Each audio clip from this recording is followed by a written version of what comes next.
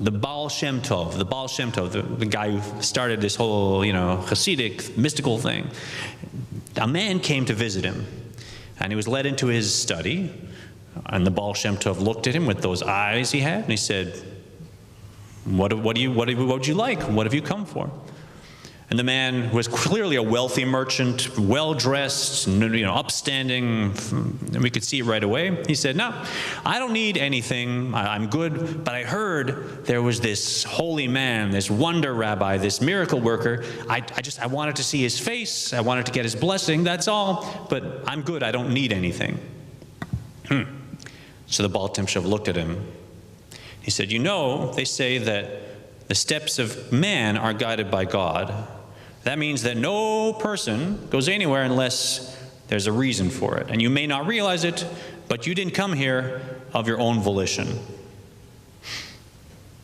The man didn't understand. He was a little bit stunned. So the Baal Shem Tov began with a story. Once, there were two friends that were born. Not just yet. It's a longer story, but it was a beautiful chord. That was the chord of friends being born. There were two friends that were born, and they grew up the best of friends and shared everything, right? Every lunch, every penny, every zlotke, whatever it was there. And they grew up together. Finally, when they got married and went their own separate ways into business, they promised each other, we'll always be there for each other. And off they went. They both became well-to-do. They both had good lives. But then one of them, one day, the wheel turned, things started to go wrong. And then worse, until finally, nothing. He was penniless, and he was begging, he had nothing. Finally, he decided, all I can do, I have this one friend, let me see, maybe he'll help me. We were close. So he borrowed some money, he borrowed some clothes, he got on a carriage, went to visit his friend, and knocked at his door. His friend welcomed him warmly, took him in, they sat, they ate, they talked, and then finally said, you seem upset, what's wrong? He said, well, I was doing very well, but now I have nowhere to turn, I have nothing. I hope that maybe. His friend said, look, you have nothing to worry about. He called in his accountant. He said, I want you to add up everything I own, all my assets. I want a complete ledger. Then he said to his friend, we've always shared everything, and I'm going to share them with you now. Right? Half of what I own, I'm giving to you. I'm transferring it over to you, and you're going to be fine. Right? You're my friend. Oh. This now well-to-do again man was so relieved and hugged his friend, traveled back home, and in no time he was doing well again and had doubled his money again. Well, not long after, the wheel turned for the other friend, and again things went to worse and worse. Finally, nothing. And now it was his turn to borrow some money, borrow a clean coat, and go to travel to his friend. And he arrived, and there was a big house, nice, gorgeous house. He knocks on the door, and a servant answers. And he says, can you tell him that I'm here to see him? I need to speak. So the servant says, I'll let the master know. Goes upstairs, and there's a long time that passes. Finally comes down and says to the poor man, I'm sorry, but he says he doesn't know anybody by that name. Are you sure that you told him my name correctly? He says. The servant says, I'm completely sure. And between you and me, since my master got his money back, he's changed. He's not the same. He's worried about losing his money. He's hard. He's not the same man. So there's nothing to do. This poor man now returns home, heartbroken, can never really get over the shame and the sorrow, and a few days later just passes away. And that same day, the rich man wound up in a carriage accident and also died. So the two souls go up to heaven, and then they're before the court in heaven, and the court says to the poor man, because of the good things you've done, you can go straight into a beautiful place in what we call Gan Eden. It'll be lovely, you'll enjoy, off you go.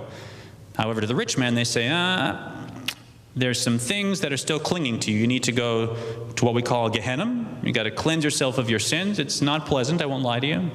But it passes. Everybody winds up in heaven, just as a phase. And then the poor man says, but how can I enjoy my place in heaven when I know my dear friend is suffering in this way in Gehenna? I can't do that. So the judge says, well, if you like, you can make your own decision about this. And the poor man says, yes, we'll come back. I'll endure another life of utter poverty, and that will give him the chance to do it again right. That'll give him a chance to make amends. So not long after, 2 young boys were born in 2 villages. One was born with a silver spoon in his mouth, every privilege.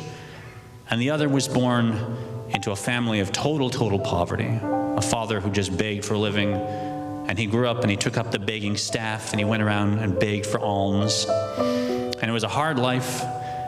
And one day he came to a village, he was barely walking, hadn't eaten in 3 days, you know how the poverty was then. Oy. And he comes up to this big house, this rich house. He knocks on the door. And a man opens the door and the beggar says, "Can you spare a few alms?" And the man says, "You must not know me. Otherwise you'd know I don't give to even beggars from around here, let alone beggars from elsewhere." And then the poor man, who's on his last legs, just wobbles, collapses, and falls down dead. Then the Baal Shem Tov fixes his eyes on the man, those keen eyes, and says, "Now, do you understand why you came here?" And suddenly the blood drains from the man's face. The pauper that had showed up at his doorstep a few days ago and he had brushed off the death and forgotten about it now was haunting him. That face he knew he'd never forget. And he was shivering, and he said to the Baal Shem Tov, "Is there any way that I can fix this now?" So the Baal Shem Tov said, "Yes. You need to find his descendants, find his relatives, take care of them for the rest of their lives, give your money generously, do good things, and of course tshuva is open. Of course you can always make it right."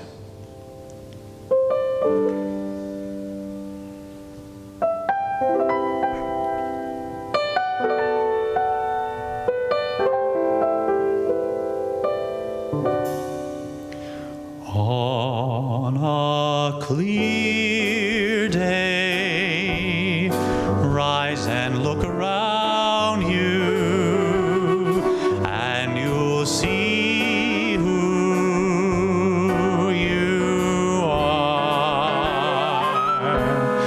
On a clear day, how it will astound you that the glow of your being outshines every star you feel part of, every mountain, sea, and shore.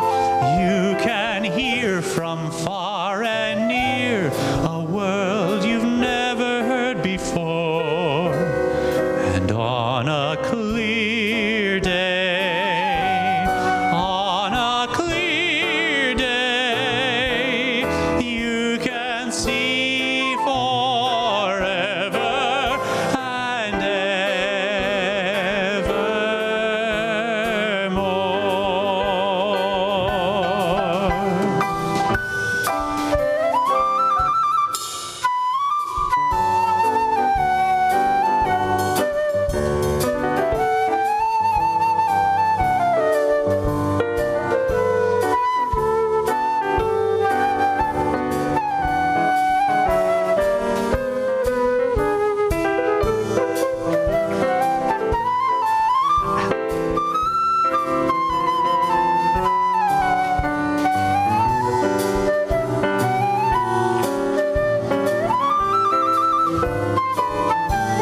You feel part of every mountain, sea, and shore. You can hear from far and near a world you've never heard before. And on a